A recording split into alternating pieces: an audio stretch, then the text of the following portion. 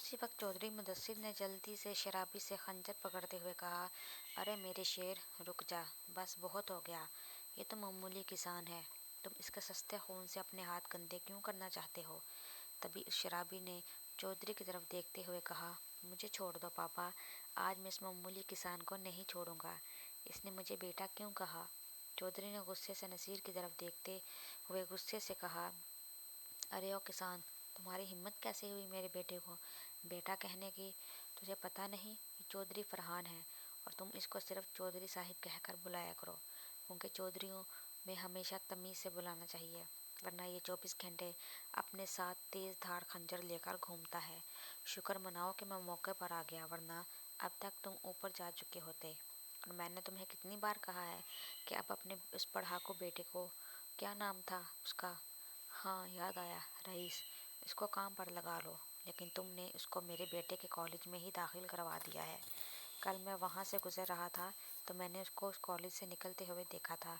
वाह, बड़ी बात है, जबकि वहाँ तो सिर्फ चौधरियों के बच्चे ही पढ़ते हैं। तुम एक मामूली से किसान होकर हम चौधरियों की बराबरी करोगे? तभी नसीर ने अफसरदा होकर कहा, चौधरी साहिब, कैसी बराबरी? मैं तो सिर्फ अपने बेटे को पढ़ा ही रहा हूँ, क्योंकि वो आगे पढ़ना चाहता है। इसमें भला कैसे मैं आपकी बराबरी कर रहा हूँ? अभी नसीर ने इतनी ही बात की थी कि शराबी ने एक बार फिर से ज़ोरदार थप्पड़ नसीर के मुंह पर मारते हुए कहा, बकवास करता है मेरे पापा के सामने।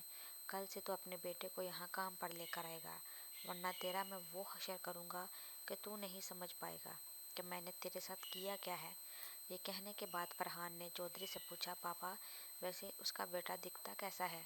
चौधरी ने कहा, दिखता तो तेरे जैसा ही है, बस रंग रूप कद काठ तेरे से ज़रा अच्छा है उसका, लेकिन है बहुत तेज़ चीज़।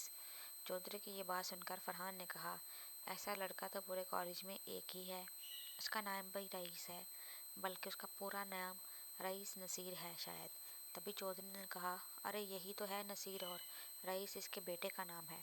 तभी फरहान ने कहा, ओह अच्छा अच्छा, तो वो रईस इस मामूली किसान का बेटा है। सही सही, मैं बड़े अच्छे से जानता हूँ उसे, वो मेरी ही क्लास में पढ़ता है। उसकी वजह से मुझे कॉलेज में भी शर्मिंदगी होती है, क्योंकि उसे हमेशा अच्छे नंबर मिलते हैं, मैं हमेशा फ़ेल हो जाता हूँ, और मेरे दोस्त मेरा मजाक बनाते हैं। अच्छा, तो अब मैं इसे बताऊंगा कि चौधरी फरहान क्या चीज़ है। जब उसे यहाँ लाकर उससे खेत में काम करवाऊंगा तो देखता हूँ वो कैसे नंबर लेता है।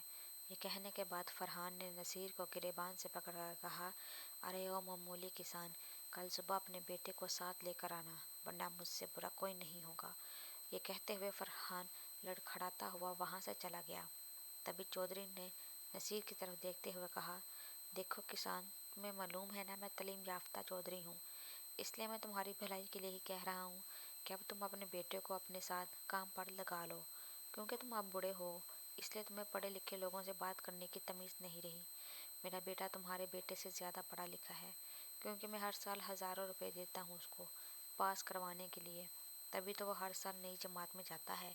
इसलिए मेरा बेटा भी मेरी तरह बहुत तलीम याफ्ता है, लेकिन फिर भी वो मेरा काम संभालेगा, रोज़ कुर्सी पर बैठकर तुम लोगों की निगरानी करेगा, और तुम्हारा बेटा काम संभालेगा। इसलिए जो मैंने कहा इस पर गौर करना, ये सब मैं तुम्हारे अच्छे के लिए कह रहा हूँ। इसके बाद चौधरी ने नसीर को उसकी उजरत दी, और नसीर आंखों से आंसू साफ करते हुए परेशान होकर घर चला गया, और घर में बिना खाए पिए ही लेटकर किसी सोच में पड़ा रहा। इतने में सुखरा ने नसीर से उसकी परेशानी की वजह पूछी, तो नसीर ने बात को टालते हुए कहा, नहीं, कोई वजह नहीं है, मैं बस आज थोड़ा थक गया हूँ। यह कहने के बाद फौरन नसीर ने कहा, रईस कहाँ है? वो नज़र नहीं आ रहा। सुगरा ने कहा, वो कॉलेज के बाद किसी जगह पर काम करने लगा है, आज उसका पहला दिन था, इसलिए वो रात में आएगा, अभी खाना खाकर गया है। काम पर? नसीर ने कहा, अरे मैं काम कर जो रहा हूँ उसके लिए अभी उसे पढ़ना चाहिए, बाकी मैं काम कर तो रहा हूँ। सुगरा ने कहा, मुझे मालूम है, पर आपका बेटा मुझसे ज़्यादा आपका एहसास करता है, इसीलिए वो चाहता है कि अब से वो अपने कॉलेज की फ़ीस और कुछ छोटे मोटे खर्च की जिम्मेदारी वो खुद उठाएगा। सुगरा की ये बात सुनकर नसीर की आंखों में आंसू आ गए। सुगरा ने कहा, आप रो क्यों रहे हैं? नसीर ने कहा, अरे नहीं, ये तो खुशी के आंसू हैं, आज वाकई में अपना रईस बड़ा हो गया है। نصیر کی یہ بات سن کر سغرا نے مسکراتے ہوئے کہا، ہاں، سر میں ہلا دیا۔ پھر سغرا نے کہا، اچھا چلیں، پھر اسی بات پر تھوڑا سا کھانا تو کھا لیں۔ نصیر نے کہا، اچھا چلو۔ اس کے بعد نصیر نے کھانا کھایا اور پھر کچھ دیر آرام کرنے لگا۔ پھر رات ہونے لگی تو نصیر نے سغرا سے کہا، میں ذرا دودھ لے کر آتا ہوں، میرا بیٹا آئے گا تو اسے پلا دینا، آج بیچارہ تھکا ہوا آئے گا تو کم سے کم اس کے لیے گلاس دودھ تو ہونا چاہیے، اس بہانے سے میں چائے بھی پی لوں گا۔ سغرا نے کہا، ارے آپ باہر جا رہے ہیں، موسم تو دیکھیں کتنا خراب ہو رہا ہے۔ نصیر نے کہا، ارے کچھ نہیں ہوتا، بارش ہی ہونے والی ہے نا، تو کوئی بات نہیں، مجھے ویسے بھی بارش بہت پسند ہے، خاص طور پر جب بارش کے پانی کے گرتے ہوئے اس میں جو بلبلے بنتے ہیں وہ مجھے بہت اچھے لگتے ہیں، میں بچپن سے ہی ان بلبلوں کو بہت پسند کرتا ہوں، کبھی نکلتے ہیں کبھی پھٹ جاتے ہیں، بہت اچھے لگتے ہیں۔ سغرا نے کہا، اچھا اچھا، اب آپ جائیں اور جلدی سے واپس آ جائیں، پھر گھر میں بیٹھ کر بارش میں دیکھتے رہیے گا اپنے بلبلوں کو۔ نصیر نے کہا، ہاں ہاں، بس گیا اور آیا۔ یہ کہتے ہوئے نصیر دودھ لینے کے لیے ابھی گھر سے نکلا ہی تھا کہ تیز بارش شروع ہو گئی۔ نصیر بارش میں بھیگتا ہوا دودھ لینے چلا گیا۔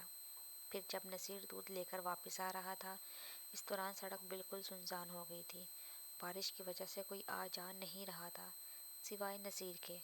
تبھی سڑک کی سائڈ پر بارش کا پانی جمع ہونے لگا اور اس میں بلبلے بننے لگے۔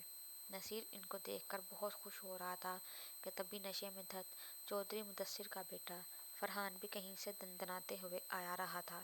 جب فرحان نے نصیر کو دیکھا تو اس کے پاس آ کر بولا، ارے او کسان، یہاں پانی میں کیا دیکھ رہا ہے؟